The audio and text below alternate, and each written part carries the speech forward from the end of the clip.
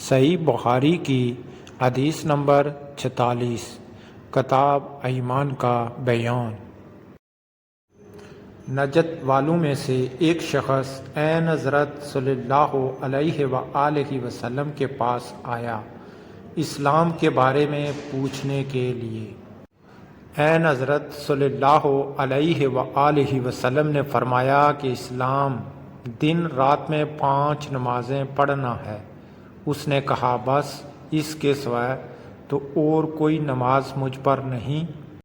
آپ نے فرمایا نہیں مگر تو نفل پڑھے تو اور بات ہے۔ عین حضرت صلی اللہ علیہ وآلہ وسلم نے فرمایا اور رمضان کے روزے رکھنا۔ اس نے کہا اور تو کوئی روزہ مجھ پر نہیں؟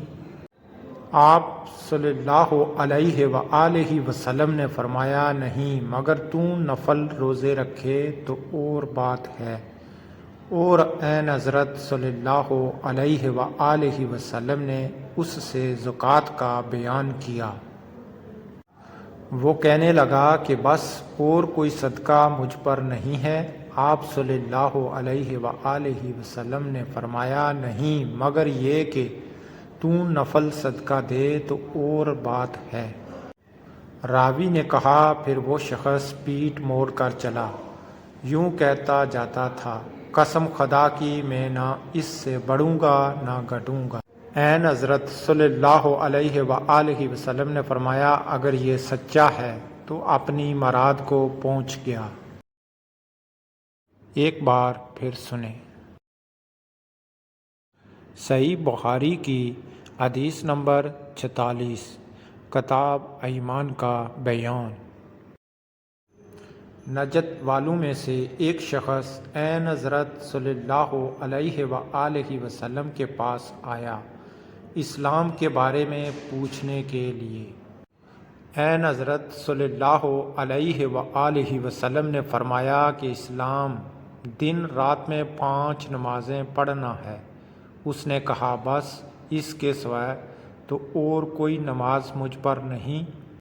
آپ نے فرمایا نہیں مگر تو نفل پڑھے تو اور بات ہے۔